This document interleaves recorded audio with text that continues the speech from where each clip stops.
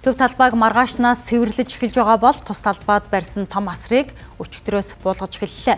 За дээрх 4000 м2 талбайтай асарт өнгөрсөн сард Узбек Монгол хоолны өдөрлөгөөс эхлээд олон арга хэмжээг зохион байгуулж байсан. Тус асрыг буулгахад ихээхэн зардал шаардах тул хувийн аж ахуй нэгжтэй хамтран түрээсийн менежментийг нь хийхээр болсон байна.